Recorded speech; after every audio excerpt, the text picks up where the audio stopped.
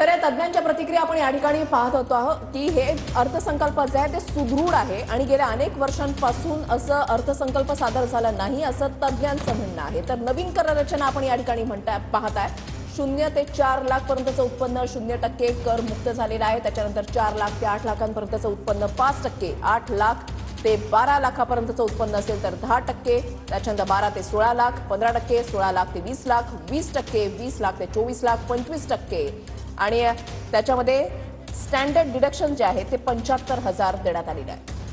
तर हे सगळी नवी कर रचना झाली। तर दुसरीकडे ज्या स्टॉक मार्केटचं या बजेटकडे सकाळपासून लक्ष होतं त्या स्टॉक मार्केटमध्ये मात्र नकारात्मक प्रतिक्रिया नकारात्मक प्रतिसाद बघायला मिळतोय।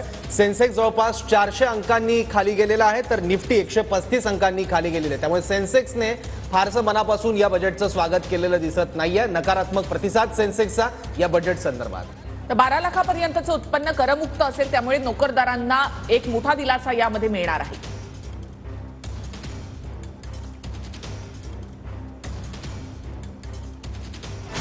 नव्या कर रचनेनुसार 0 ते 4 लाख उत्पन्नावर 0% कर, 4 लाख ते 8 लाखांवर 5%, 8 लाख ते 12 लाखांवर 10%, 12 लाख ते 16 लाखांवर 15%, तर 16 लाख ते 20 लाखांवर 20% आणि 20 लाख ते 24 लाखांवर 25% कर आकारण्यात येईल। तर 24 लाखांच्या पुढे 30% कर आकारण्यात येईल।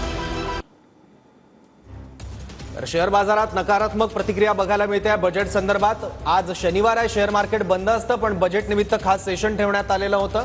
पण सुरुवातीला बाजार उघडल्यानंतर काहीसा सकारात्मक प्रतिसाद मार्केटमध्ये बघायला मिळाला। 300 अंकांनी सेन्सेक्स वर होता पण आता मात्र नकारात्मक प्रतिक्रिया उमटते मार्केटमध्ये।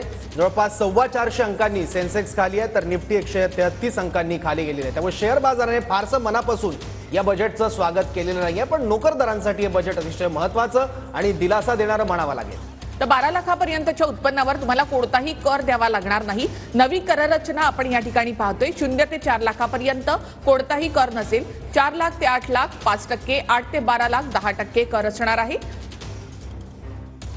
आपल्याबरोबर एमसीसीआयचे डायरेक्टर जनरल प्रशांत गिरबणे सर आहेत।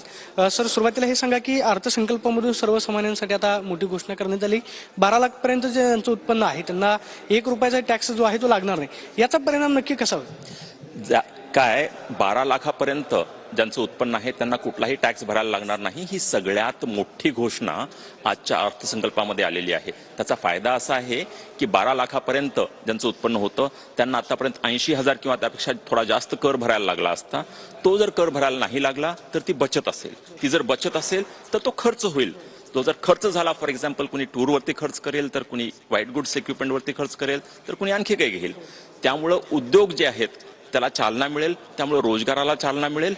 तर ही एक पॉझिटिव्ह सायकल जी आहे ती स्पीड घेईल।